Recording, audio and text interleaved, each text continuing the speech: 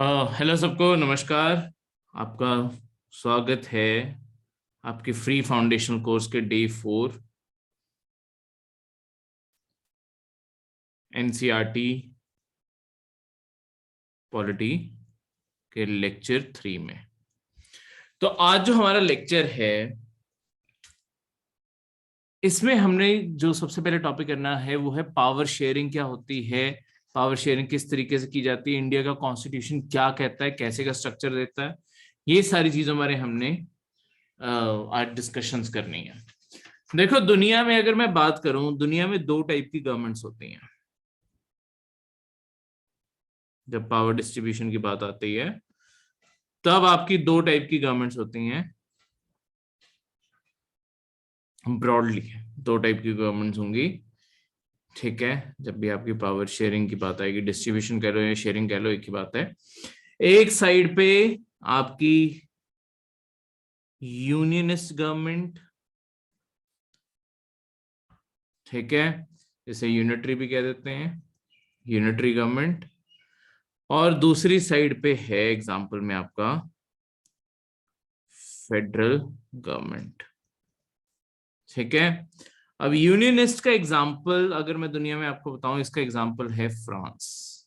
बताऊंगा ये सिस्टम क्या होता है, एग्जांपल्स में बता दूं। इसका एग्जांपल यूएसए भी है और इंडिया भी है, पर इंडिया और यूएसए का सिस्टम भी अलग अलग है, वो भी आगे जाके हम अभी फर्क करेंगे, ठीक है। अब देखो यूनियनिस्ट गवर्नमेंट क्या होती है। यूनियनिस्ट गवर्नमेंट में जो सेंटर गवर्नमेंट होती है ना, जो सेंटर की सरकार होती है, उसके पास हमेशा अल्टीमेट पावर होती है।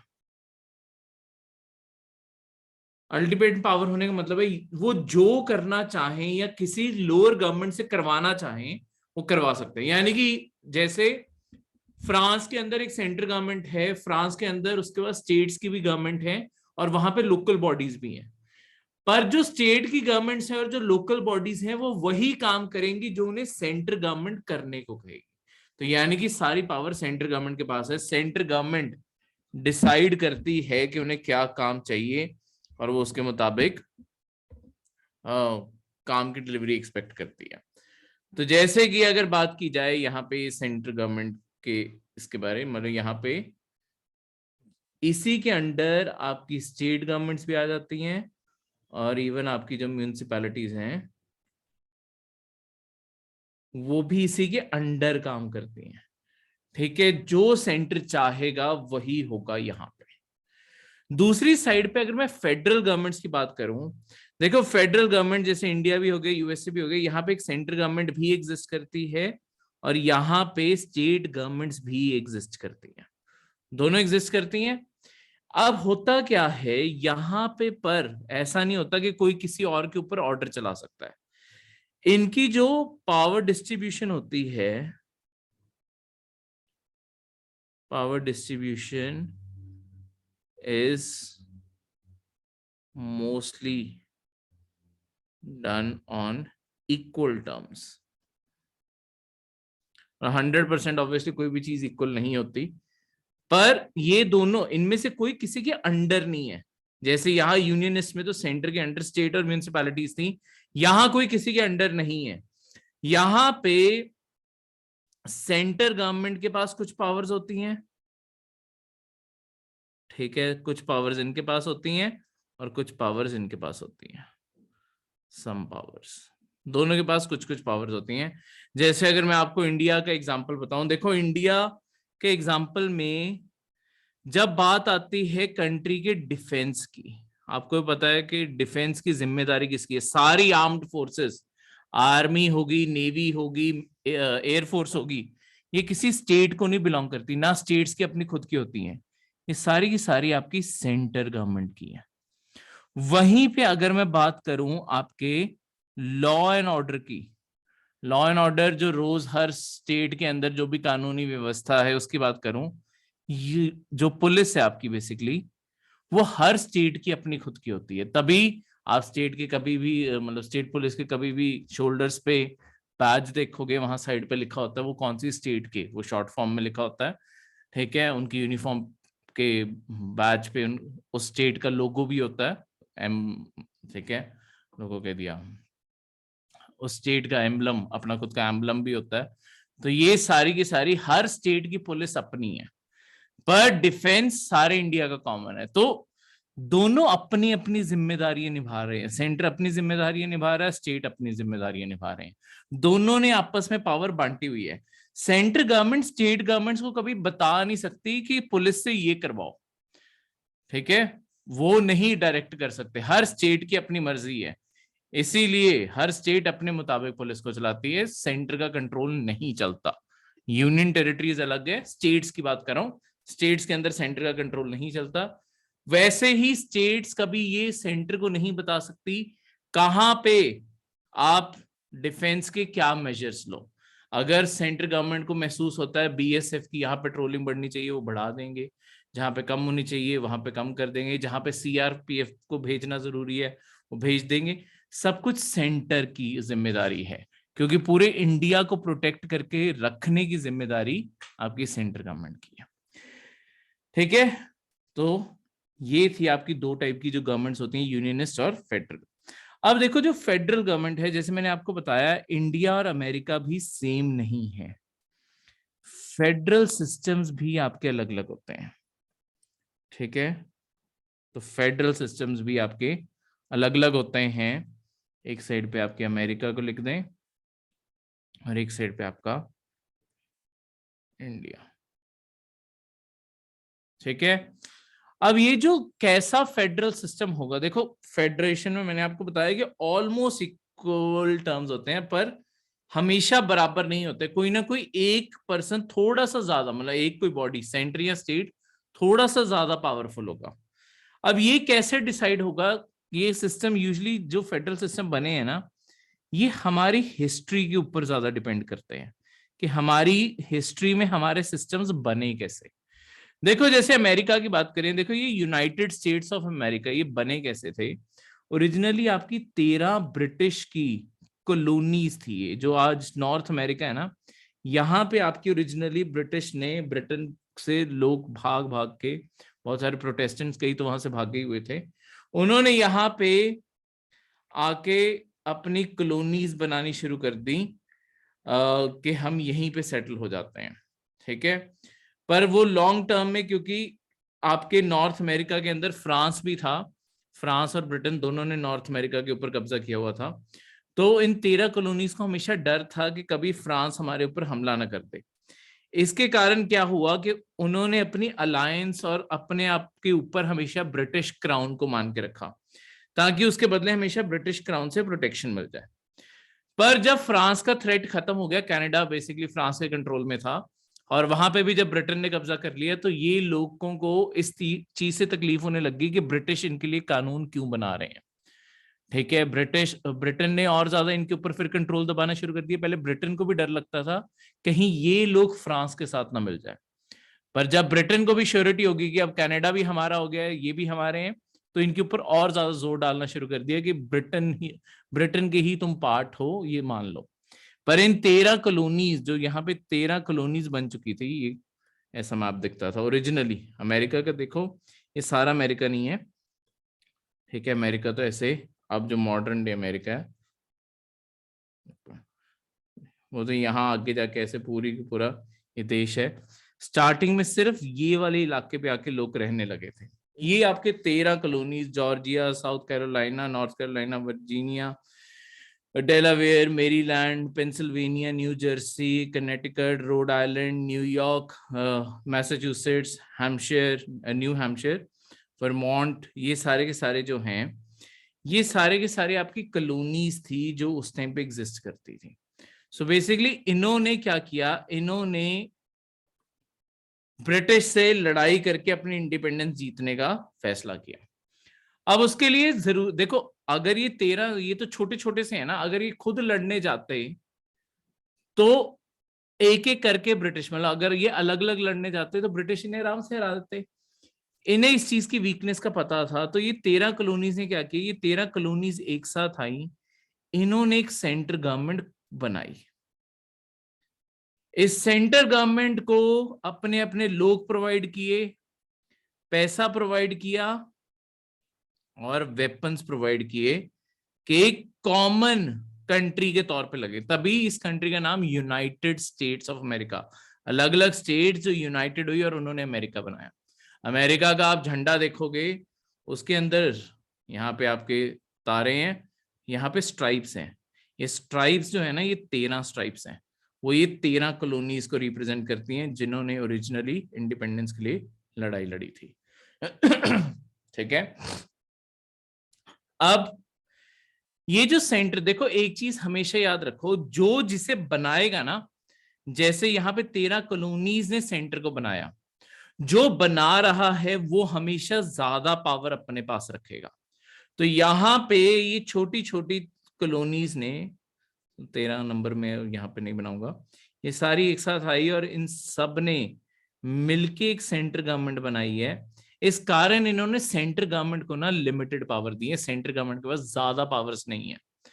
अमेरिका के अंदर ज्यादातर, इसीलिए हर स्टेट के वहां पे अपने अपने कानून है, किसी भी चीज को लगा लो, इवन गन लॉज, गन्स की बहुत ज्यादा प्रॉब्लम है अमेरिका के अंदर। ठीक है, कहीं पे गन्स लेना इतना आसान है कि अगर आप एक डिपार्टमेंटल स्टोर में जाते हो तो एक साइड पे आप दूध और एक साइड पे AK-47 दोनों खरीद के आ सकते हो एक ही जगह से, बिना कोई डॉक्यूमेंट दिखाए।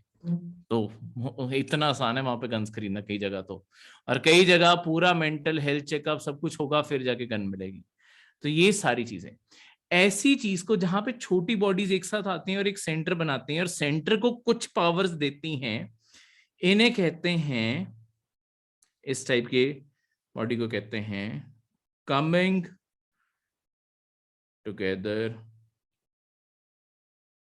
Federalism. Federalism, coming together federalism.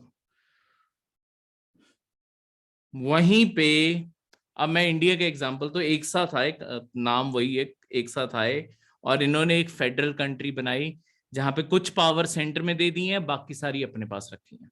तो दोनों पावर शेयर करते हैं, कोई किसी के अंडर नहीं है, दोनों ने पावर बांट ली है कि तुम कौन सा काम करोगे हम कौन सा करेंगे। ऑब्वियसली कोई कोई एक साइड पावर हमेशा ज्यादा रखेगी, हमेशा वो होगी जो बना रही है दूसरे को। हमारे इंडिया की अगर बात करूं, देखो इंडिया के अंदर भी ब्रिटिश रूल था, हमारे यहाँ पे ब्रिटिश रूल ज्यादा लंबा भी चला है और ब्रिटिश ने इंडिया में बैठ के बहुत सारे कानून भी बनाए हैं। हमारा आज भी जो कॉन्स्टिट्यूशन है वो बहुत ज्यादा तौर पे इंस्पायर्ड है ब्रिटिश रूल से। तो जो ब्रिटिश जैसे कानून या जैसा सिस्टम बना गए थे, कहीं ना कहीं हमने वही सिस्टम को बस थोड़ा बहुत मॉडिफाई करके अपना रखा हुआ है। तो ब्रिटिश जब इंडिया में आए, देखो बहुत सारे राजे थे, धीरे धीरे उन्होंने राजाओं को हराया और उन्होंने क्या किया, एक पूरा इंडिया, ठीक है, ये तब तिब्बत और ये सारे भी थे, तो चलो इस तरीके से इंडिया, बाद में ये सारे तोड़ दिए, पर ऐसे इंडिया उन्होंने एक बार ही सारा जोड़ के ब्रिटिश रूल के अंडर लिया है। अंदर राजे थे, राजाओं को भी अपने अंडर कर लिया। उन्होंने बोला कि यहाँ पे हमारा रूल है, तो उन्होंने सबसे पहले सेंट्रल गवर्नमेंट बनाई, ठीक है, और वो अपना रूल चलाते रहे। जब वो गए भी 1947 में, जब आजादी हुई, हमें जो रूल हैंड ओवर किया, जब इंडियंस को हैंड ओवर किया, तो ऐसा नहीं था कि हर इलाके को अपना अपना रूल हैंड ओवर किया, उन्होंने एक सेंटर की सरकार बनाई, उस गवर्नमेंट को सारे इंडिया का कंट्रोल सौंप दिया। तो अब इंडिया में सेंटर गवर्नमेंट पहले एग्जिस्ट कर रही थी जिसके पास सारी टेरिटरी थी, ठीक है। तो ये छोटी कर दूं, चाहे इंडिया का मैप नक्शे जितनी रफ मैप है, ऑब्वियसली नॉट टू स्केल, तो इंडिया का जैसे मैप है, अब इस तरीके से मैप उन्होंने हमें सौंप दिया। अब जब ये मैप हमें मिल गया, इसके बाद हमारी सेंट्रल गवर्नमेंट की मर्जी थी, सेंट्रल गवर्नमेंट कौन सी स्टेट कब कब बनाना चाहती थी, ठीक है। तो इसके चलते हुए इंडिया की सेंट्रल गवर्नमेंट खुद नहीं, पार्लियामेंट ने आपके एक तरीके से इंडिया की स्टेट्स बनाई है। ये मैं अभी आपको शॉर्टली सारा सिस्टम बताता हूँ। तो हमारे यहाँ सेंटर ने अलग अलग स्टेट्स क्रिएट की हैं, ठीक है, और जो जिसे क्रिएट करेगा ऑब्वियसली वही ज्यादा पावरफुल होगा। इसी कारण सेंट्रल गवर्नमेंट थोड़ी ज्यादा पावरफुल है इंडिया के अंदर स्टेट गवर्नमेंट से। ऐसी फेडरेशन को, ऐसी फेडरल स्ट्रक्चर को कहते हैं होल्डिंग टुगेदर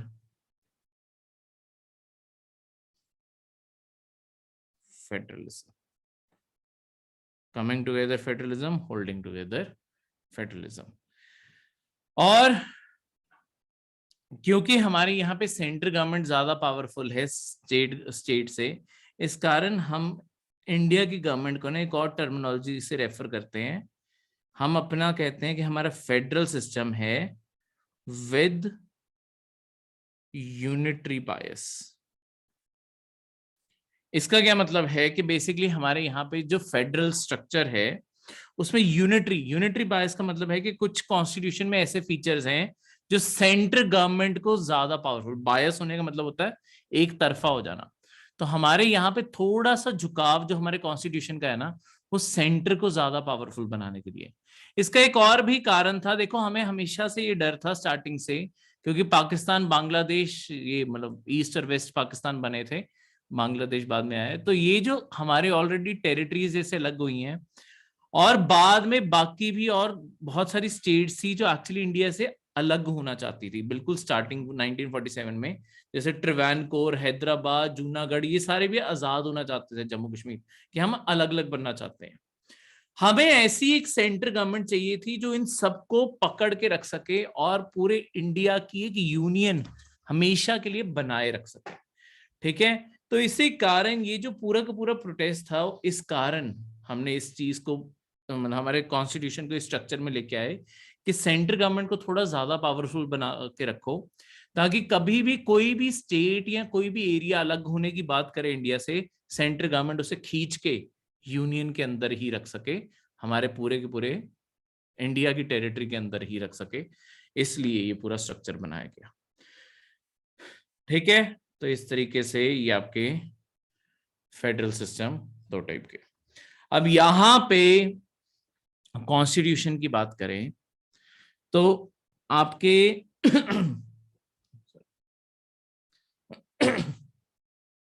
अब कॉन्स्टिट्यूशन के अंदर देखते हैं हमारा कॉन्स्टिट्यूशन कैसा स्ट्रक्चर, मतलब ये जो हमने चीज पढ़ी है, अब इसी चीज को कॉन्स्टिट्यूशन से जोड़ के देखते हैं कि कॉन्स्टिट्यूशन में स्ट्रक्चर कैसे बन रहे हैं। देखो सबसे पहले हमें बात करनी जरूरी है हमारे कॉन्स्टिट्यूशन का। अगर कॉन्स्टिट्यूशन खोलोगे, पहला चैप्टर खोलोगे, चैप्टर्स को कॉन्स्टिट्यूशन में पार्ट बोला जाता है, उसका जो कॉन्स्टिट्यूशन का सबसे पहला आर्टिकल है ना, ये इंडिया की पॉलिटी बारे एक बहुत जरूरी चीज बताता है। दो चीजें बताएगा वैसे तो, पर एक नहीं है। पहले तो इंडिया के नाम क्या है, इंडिया को किस किस नाम से पुकार सकते हो? India, that is Bharat. ये दो बेसिकली नाम है जो इंडिया को दिए गए हैं। तो हिंदुस्तान इंडिया का नाम नहीं है, क्योंकि खुद सोचो कि हम 1947 में इतना ब्रूटल पार्टीशन देख के हटे थे हम। देखो वैसे हिंदुस्तान, हिंद जो है, इंडस, हिंदोस ग्रीक से उससे ओरिजिन है, पर जो रिलीजियस टोन इसे गलती से भी ना मिल जाए और इंडिया के और कोई भी डिवीजन ना हो, लोगों में कोई फर्क ना आए, इस कारण हमने उस नाम को अवॉइड ही किया।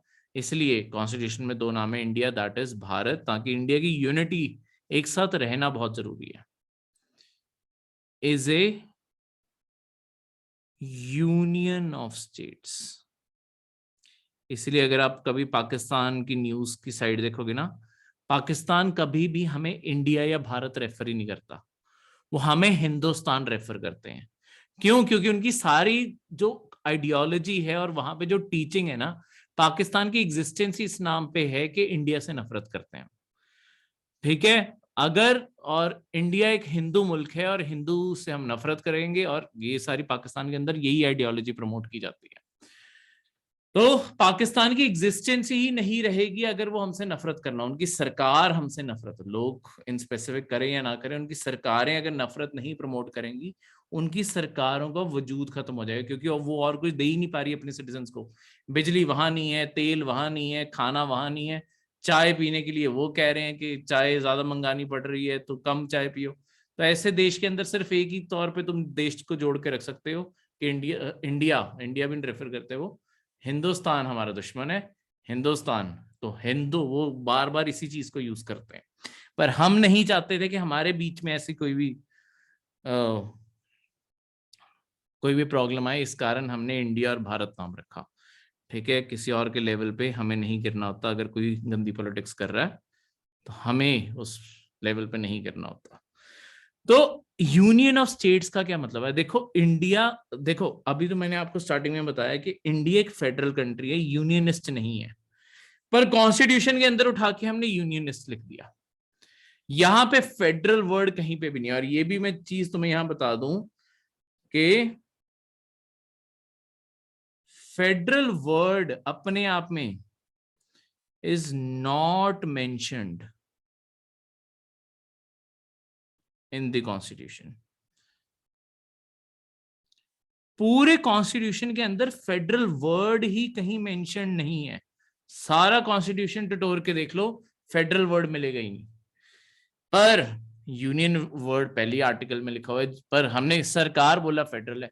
देखो हमारा जो स्ट्रक्चर है, हमारी जो कंट्री का गवर्नेंस का स्ट्रक्चर है, वो हमने फेडरल बनाया, जहां पे हमने सेंटर और स्टेट के बीच में पावर बांटी है।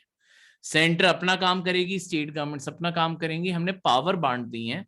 पर फेडरल, जब हम गवर्नमेंट रेफर करते हैं ना, फेडरल वर्ड में एक और फीचर आता होता है कि फेडरल में ना मर्जी होती है, कोई भी अगर इस फेडरेशन को छोड़ के जाना चाहे वो छोड़ के जा सकता है, ये फ्रीडम होती है। पर हम ये फ्रीडम अपनी स्टेट्स को नहीं देना चाहते थे। यूनियन में ऐसी कोई फ्रीडम नहीं होती, इसीलिए हमने ये वर्ड रेफर किया है कि यूनियन, हम कभी इंडिया की कोई स्टेट, इंडिया का कोई भी एरिया इंडिया से अलग नहीं हो सकता। हम हमेशा एक इनडिस्ट्रक्टिबल, जो कभी भी तोड़ी नहीं जा सकती, इनडिस्ट्रक्टिबल संघ रहेंगे, इनडिस्ट्रक्टिबल यूनियन रहेंगे ऑफ डिस्ट्रक्टिबल स्टेट्स। अब इसका क्या मतलब है?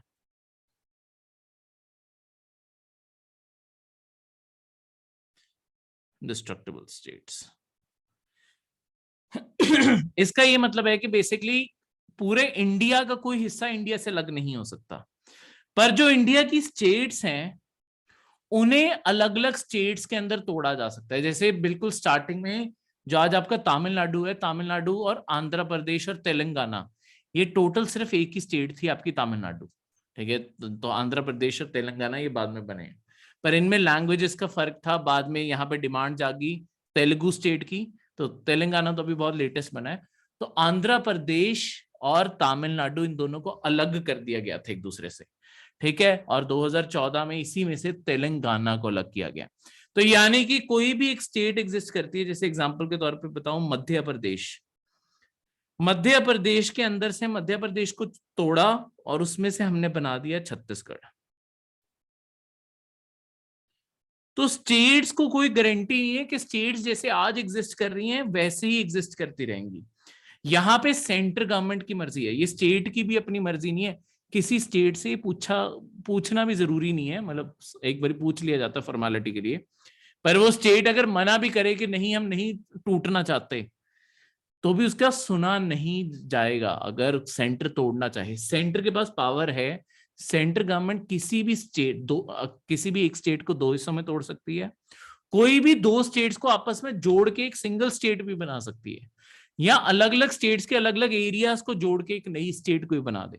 कुछ भी, किसी भी तरीके से ऐसे आपकी पार्लियामेंट, मतलब सेंट्रल गवर्नमेंट के अंदर भी जो आपकी पार्लियामेंट है, पार्लियामेंट के पास है ये पावर। आपकी सेंटर में पार्लियामेंट है, has the power to create new states by dividing existing state और merging, दो को जोड़ के भी, merging two or more states। ठीक है, तो इस तरीके से ये सारी चीज। क्लियर है? अब अगर फेडरल वर्ड नहीं मेंशन्ड है और यूनियन वर्ड मेंशन्ड है, तो फिर हम फेडरल, जैसे मैंने आपको बताया कि हमारा स्ट्रक्चर फेडरल है, India has a federal structure, के हम काम वैसे करते हैं, हमारा कॉन्स्टिट्यूशन काम वैसे करता है, पर फेडरल वर्ड मेंशन्ड नहीं है। ठीक है, जैसे यहां पे अगर रेफर करूं इंडियाज फेडरल स्ट्रक्चर के बारे, थोड़ा सा बताऊं कैसे हमारा फेडरल स्ट्रक्चर है। तो जैसे कि हर स्टेट गवर्नमेंट अपनी खुद की मनमर्जी ना कर सके, ठीक है, और सिटीजन्स के ऊपर फालतू का दबाव ना बना सके, सिटीजन्स को भी हक देना फेडरेशन में बहुत जरूरी होता है। तो पार्ट 3 कॉन्स्टिट्यूशन में डाला गया है, यानी कि थर्ड चैप्टर कॉन्स्टिट्यूशन का, जो है आपका फंडामेंटल राइट। आपको कुछ मौलिक अधिकार दिए जाते हैं, कुछ राइट्स दिए जाते हैं हर सिटीजन को, कि स्टेट कम से कम इन सारे राइट्स के ऊपर दखल नहीं देगी।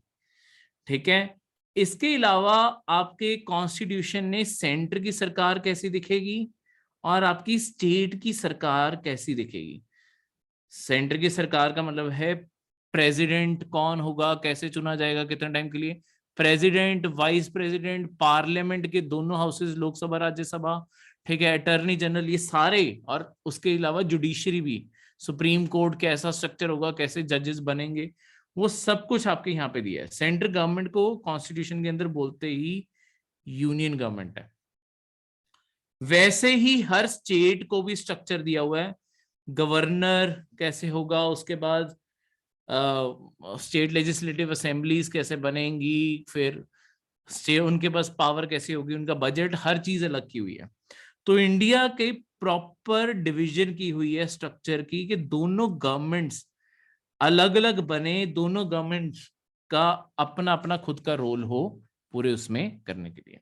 अब इसके अलावा देखो, मैं आपको एक पहले कॉन्स्टिट्यूशन का एक बेसिक चीज बताना चाहूंगा, फिर इसके आगे और थोड़े से पावर डिवीजन बारे बताना चाहूंगा। देखो, अगर आप कॉन्स्टिट्यूशन की किताब खोलोगे ना, कॉन्स्टिट्यूशन की किताब को मैं अपने आप में 3 हिस्सों में बांट सकता हूं।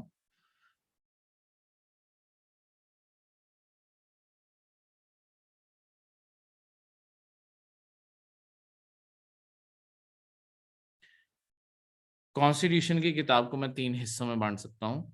सबसे पहला पार्ट है आपका प्रीएम्बल। देखो, जब आप कॉन्स्टिट्यूशन खोलोगे, स्टार्टिंग में ना एक पेज दिया हुआ है प्री एम्बल, एक तरह से जैसे हर बुक को हम खोलते हैं, एक बुक की इंट्रोडक्शन आती है कि इस पूरी किताब में लिखा क्या गया है। प्रीएम्बल में बेसिकली हमारे पूरे कॉन्स्टिट्यूशन को ना समराइज करके एक सिंगल पेज में लिखा हुआ है कि हमारा कॉन्स्टिट्यूशन, देखो अगर किसी के पास सारा कॉन्स्टिट्यूशन पढ़ने का टाइम नहीं है, पर वो सिर्फ ये जानना चाहता है कि इंडिया का कॉन्स्टिट्यूशन कौन सी फिलोसफीज और वैल्यूज के ऊपर बना है, वो सिर्फ ये वाला पेज पढ़ ले, उसे आइडिया लग जाएगा कि अच्छा, इंडिया लोगों को जस्टिस देना चाहता है, सेक्युलरिज्म, डेमोक्रेसी बनाना चाहता है, एक रिपब्लिकन सरकार बनाना चाहता है। वैसे सिर्फ शब्द शब्द वो लिख दिए गए हैं कि हमारी फिलॉसफी या हमारी सोच क्या है इस पूरे कॉन्स्टिट्यूशन के पीछे। अब अगर किसी को पूरी डिटेल में पढ़ना है, फिर आपके कॉन्स्टिट्यूशन के अंदर शुरू होते हैं अलग अलग पार्ट, पार्ट वही अलग अलग चैप्टर्स, पार्ट 1 पार्ट 2 ऐसे कर करके सारे के सारे डिफाइंड है, हर एक की अपनी अपनी हेडिंग है। ठीक है, जैसे मैंने पार्ट 1 अभी आपको पढ़ाया, देखो ये जो पार्ट 1 होता है, जो आर्टिकल, जैसे सॉरी आर्टिकल 1 मैंने आपको बताया कि कॉन्स्टिट्यूशन के पार्ट 1 का हिस्सा है, पहले चैप्टर का हिस्सा है। ये जो पार्ट जब लिखना है ना, पार्ट हमेशा रोमन नंबर्स में लिखने हैं। ये अंदर आर्टिकल्स 1 2 3 4 के, इनके अंदर ही आर्टिकल्स हैं, आर्टिकल्स हमेशा नंबर में होते हैं 1 2 3 4, और जो आपके लैटिन न्यूमेरिकल्स हैं, पर ये रोमन में आएंगे, पार्ट 1 2 3। ठीक है, इस तरीके से। तो पार्ट 1, जैसे पार्ट 1 की हेडिंग ही ये है, union and it's territories. Part 2 की हेडिंग आपकी सिटीजनशिप, कौन कौन इंडिया का सिटीजन होगा। ठीक है, पार्ट 3 अभी आपको मैंने बताया यहाँ पे, फंडामेंटल राइट्स। तो ऐसे अलग अलग पार्ट्स की हेडिंग है, उनके अंदर आर्टिकल्स लिखे हुए हैं कि कौन से आर्टिकल्स हैं। जैसे पार्ट 3 की अगर मैं बात करूं, जैसे अभी आपको मैंने पार्ट 3 बताया, फंडामेंटल राइट्स जिसकी हेडिंग है, इसके इसके अंदर आर्टिकल 12 से लेके 35 तक इसके अंदर आर्टिकल है। तो क्या क्या हक हैं वो सारे इसके अंदर डिफाइन किए हुए हैं। स्टार्टिंग की कैसी कुछ डेफिनेशंस बताई हुई हैं, ठीक है, स्टेट क्या होगी, किन के ऊपर लागू होगा, पहले पता तो हो कि गवर्नमेंट है क्या। उसके बाद क्या क्या हक हैं, आपको रिलीजन का हक है, बोलने का हक है, कहीं ट्रैवल करने का हक है, ठीक है, वो सारे हक आपके यहाँ पे डिफाइन किए हुए हैं, एक्सप्लॉयटेशन ना हो आपकी, वो सब कुछ। अब यहाँ पे जितने भी पार्ट और आर्टिकल्स दिए ना, इनमें बहुत सारी ऐसी डिटेल्स हैं जो शायद टाइम टू टाइम या तो चेंज होती रहे, ठीक है, या वो ऐसी चीजें हैं वो शायद एक जो नॉर्मल पर्सन लेट्स सपोज अगर आर्टिकल पढ़ रहा है उसे शायद इंटरेस्ट ना हो और ज्यादा एडवांस डिटेल्स लेने में, या जिसे इंटरेस्ट होगा वो खुद पेज चेंज करेगा। देखो जब भी आप किताब पढ़ रहे होते हो, किताबों में हमेशा 3 कॉलम्स आपने, मतलब अगर किताब को देखोगे स्टार्टिंग में हमेशा एक इंडेक्स होता है जिसमें बताया जाता है कि पूरी किताब में क्या है। एक तरह से प्रीएम्बल मान लो कि इंडेक्स है जो बता रहा है कि सारे कॉन्स्टिट्यूशन में है क्या। उसके बाद आपने किताब पढ़नी शुरू की, देखो कई बार किताब में लिखा होता है ना रेफर टू अपेंडिक्स या एनेक्स्चर दिस, किताब के बिल्कुल पीछे कुछ 15-20 पेज ऐसे दिए होते हैं, कई बार 50 पेज भी दिए होते हैं जिसके अंदर एक्स्ट्रा सिर्फ इंफॉर्मेशन होती है, कोई लाइनें नहीं होती। अगर लेट्स सपोज इकोनॉमिक सर्वे आप पढ़ रहे हो तो पीछे सिर्फ सारी न्यूमेरिक डिजिट्स ही होते हैं, तो वो इसलिए पीछे रखा जाता है कि जिसे वो वैल्यूज नहीं पढ़नी वो इग्नोर कर सकता है, उसे बाकी सारा किताब समझ आती रहेगी, पर जिसे उस पॉइंट को और डिटेल से समझना है वो पीछे रेफर कर ले। तो वो कॉन्स्टिट्यूशन, हमारे कॉन्स्टिट्यूशन में भी उससे डाला गया है, उन्हें कहते हैं शेड्यूल्स, ठीक है। ओरिजिनली आपके कॉन्स्टिट्यूशन में जब आपके 1950 में कॉन्स्टिट्यूशन लागू हुआ था, आपके सिर्फ 8 शेड्यूल थे, ठीक है। आज प्रेजेंट टाइम में ये बढ़ के और अमेंडमेंट्स होते होते अब ये टोटल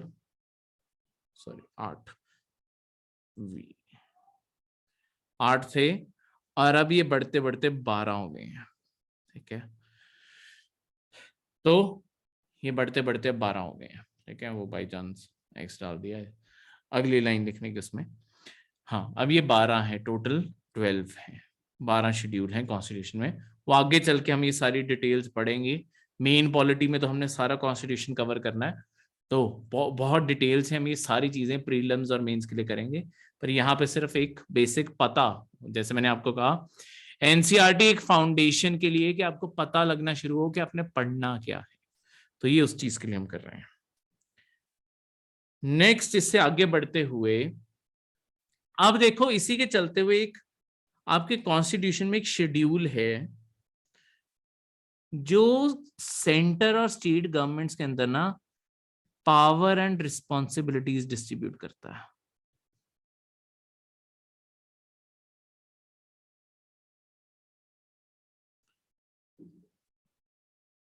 पावर्स और रिस्पॉन्सिबिलिटीज डिवाइड की गई हैं शेड्यूल 7 में।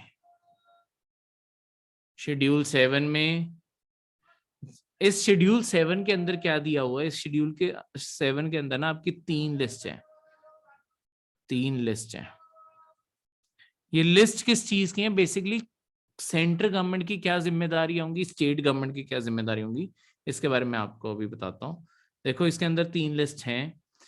पहली लिस्ट को हम कहते हैं यूनियन लिस्ट, सेंट्रल गवर्नमेंट की क्या क्या जिम्मेदारी है। दूसरी है आपकी स्टेट लिस्ट, और तीसरी है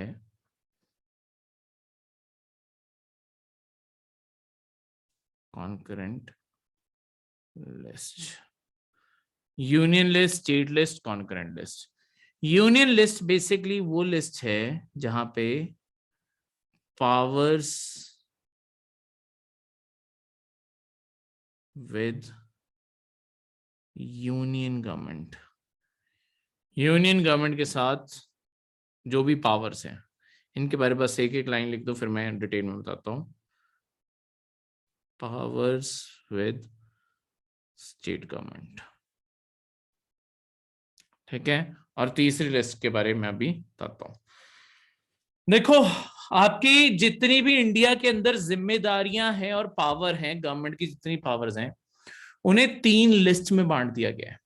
सेंटर की क्या क्या जिम्मेदारी है, जैसे मैंने आपको पहले एग्जांपल दिया डिफेंस का, डिफेंस की जिम्मेदारी सेंट्रल गवर्नमेंट की है, वो इस लिस्ट के अंदर ही लिखी हुई है शेड्यूल 7 के, कि पूरे इंडिया और इंडिया की स्टेट्स की डिफेंस की जिम्मेदारी यूनियन गवर्नमेंट की, सेंट्रल गवर्नमेंट की है उन्हें बचाए रखने की। ठीक है, स्टेट लिस्ट की बात करूं, स्टेट लिस्ट के अंदर स्टेट गवर्नमेंट की क्या क्या जिम्मेदारियां हैं और उनके पास क्या क्या पावर्स हैं वो लिखी हुई हैं। जैसे आपको मैंने पहले पुलिस बारे बताया, जो लॉ एंड ऑर्डर आ गया। ठीक है, इसके अलावा जैसे आपका एंटरटेनमेंट, हर स्टेट के अंदर जो एंटरटेनमेंट के टैक्सेस हो गए, कोई भी अरेंजमेंट हो गए, कोई भी उसके लिए मैदान बनाना है, कुछ भी बनाना है, वो स्टेट गवर्नमेंट की अपनी जिम्मेदारी है।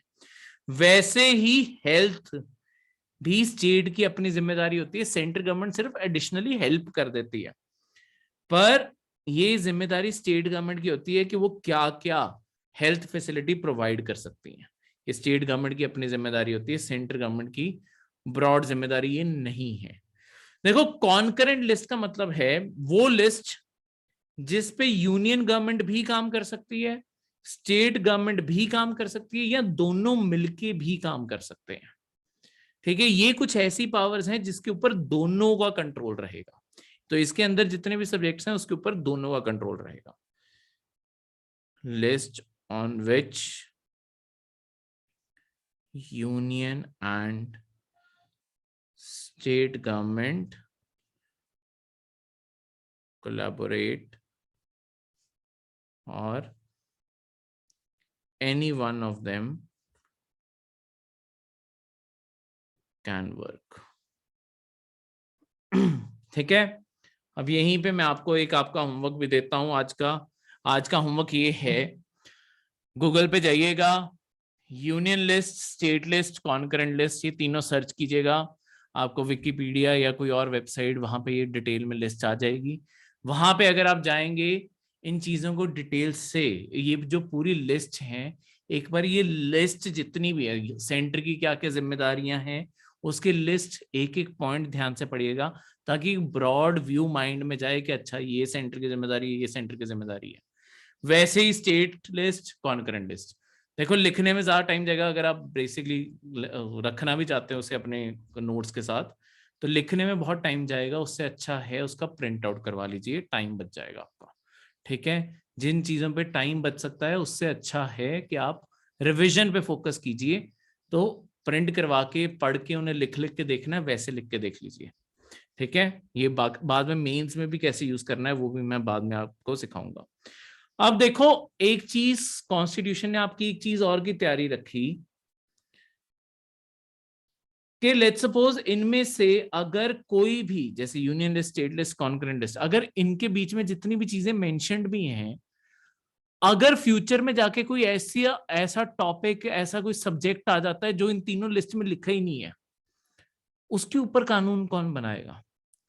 तो जैसे मैंने अभी आपको बताया कि हमारे फेडरल स्ट्रक्चर में, अब आप इसका आंसर खुद भी जानते होंगे, हमारे फेडरल स्ट्रक्चर में कौन ज्यादा पावरफुल है? Centre government. तो हमारे कॉन्स्टिट्यूशन ने क्या किया कि अगर कोई भी इन तीनों लिस्ट में कोई सब्जेक्ट नहीं लिखा हुआ, उसे हम कहेंगे रेज्यूटरी सब्जेक्ट, एनी रेज्यूटरी सब्जेक्ट। अगर कोई भी बचा कुचा सब्जेक्ट रह गया, उसके ऊपर पार्लियामेंट कानून बनाएगी। Parliament has the power to make law. Clear है? यहां तक कोई भी किसी भी टाइप का डाउट हो? ठीक है, तो इस तरीके से हमने कोई भी जो बचा कुचा होता है उसे रेज्यूडरी कहते हैं, कुछ भी बच गया उसकी पावर भी हमने सेंटर को दे दी है, सेंटर में कानून पार्लियामेंट बनाती है, तो उसके ऊपर कानून पार्लियामेंट बना देगी। ठीक है, हमने 3 ऑर्गन्स ऑफ द गवर्नमेंट पढ़े हैं।